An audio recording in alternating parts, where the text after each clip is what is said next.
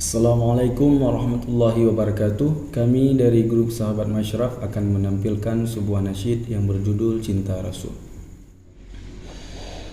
Allahu ya Allah,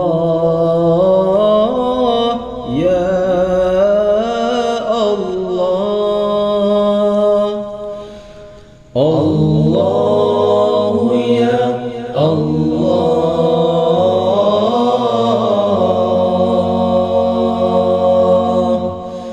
ya Allah, Habibi ya Habibi, Habibi ya Tabibi, Habibi ya Habibi, Habibi ya Tabibi. Rahmat Allah yang sejahtera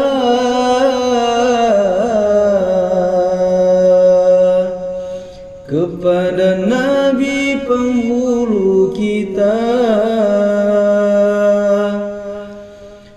Rahmat Allah yang sejahtera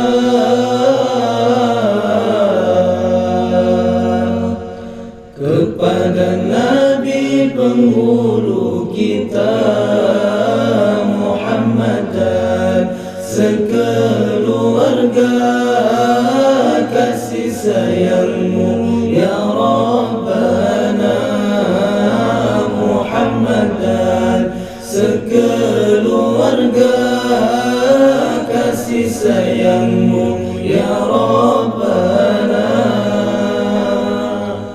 Wahai Nabi penerang dunia, gelapnya hati manusia, Engkaulah purnama penerang gelapnya jiwa manusia. Engkaulah purnama penerang gelapnya jiwa manusia. Allahu ya Allah, ya Allah, Allahu ya Allah,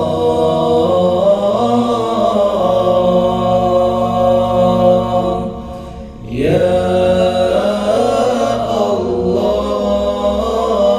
Habibi ya Habibi, Habibi ya Tabibi, Habibi ya Habibi, Habibi ya Tabibi.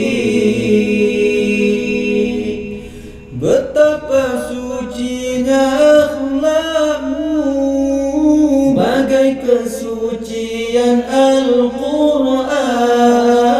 Tumbuhkanlah mulia akhlakmu di dalam kehidupan insan. Tumbuhkanlah mulia akhlakmu di dalam kehidupan insan. Allahu ya Allah, ya Allah, Allah.